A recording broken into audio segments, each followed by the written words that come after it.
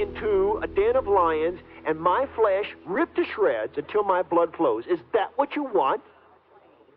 Do you? Do you? If it could be done on a large enough scale, sure, that sounds like a great idea. But historically, not as many Christians were used in the Circus Maximus. They stressed, please do not send us any more of these Nazarenes because they go to their death without a fight. They only used people who would fight in the Circus Maximus, and the Christians just laid down and allowed themselves to be devoured. Now, you did a right-angle turn there. You want me dead. You want my blood spilled. You want that of other Christians, too. You want us dead. You want our blood spilled. That's what you want. To me, you already are dead. You just...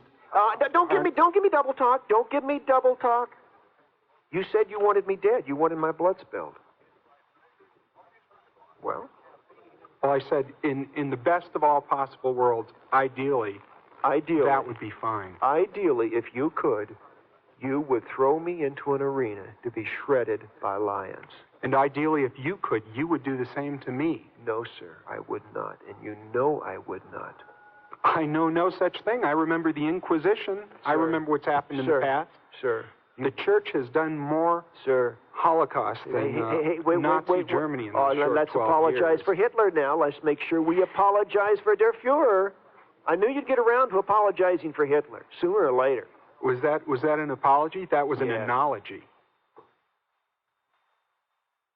You want me dead. You want every Christian listening dead. You want our blood spilled. I don't want it, but I wouldn't be saddened if it happened. I would be sad if your blood were spilled.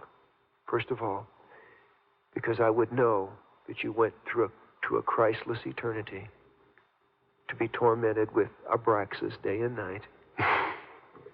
And I would know, more importantly, that your life, which has value, and you obviously are a bright, talented young man with a lot of gifts that God has given you that you're using for evil, I would know that those which could be a positive force in this world went to waste. And I care about you as a human being. I think my positive values I put to use every single day. More so than probably most of the people listening to this show. I make decisions that will affect my life in a good way, and I think most of the people listening to this show wouldn't be able to say the same thing. The people listening to this show do not say it is good for people to die of AIDS, that mass murder is fine, that crack cocaine is beneficial. The people listening to this show do not say that. The people listening to this show are divorced from life on Earth. They believe in democracy. They believe that all people are created equal, that everybody's brotherhood, that we're one big happy family of man. But I'm sorry, Bob, the history book just doesn't kind of prove out such a silly supposition. In fact, it would prove out exactly the opposite, precisely the opposite. Every single page of the history book that in this city is written in blood. That in this city there is another history being written. The history of shelters for the homeless, the history of homes for battered women, of hospitals to heal the suffering, the history of all types of institutions of charity, both religious and non-religious, founded to alleviate human suffering. And you and your ilk haven't had anything to do with any of that. Yea, you want nothing to do with any of it. We wouldn't. We would put our money to use where it can benefit life and the living. No help for the helpless. I mean, that's a contradiction in terms. Wait, that happens to be the slogan of our Compassion Connection. I'm well aware of that. Help for the helpless. Yeah. For the unfortunate. For the 15-year-old girl who's pregnant and doesn't want to kill her baby.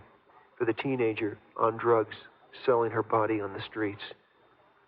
For the wife, as this one that I read about a little earlier, who's being beaten by her husband in front of her 2 children and needs a safe house. And I've still not had a hero or the hurting step forward for her yet, but I pray to God somebody will so we can help this woman. Those people, you don't care about them. They're garbage to you. They're worthless to you. No, I don't care about them. I don't care for 90% or maybe even 99% of all humans because I think they're living in a way that's completely contrary to life and life-oriented values and positive evolution. And if I were in a comatose state laying in a hospital bed, Well, you're in a comatose state sitting behind that mic up there. Cute, cute boy. But you would pull the plug. You would pull the plug. You would give me no chance, no opportunity. I'm worthless at that point. I'm a drain on the resources of society. I've got nothing I can contribute.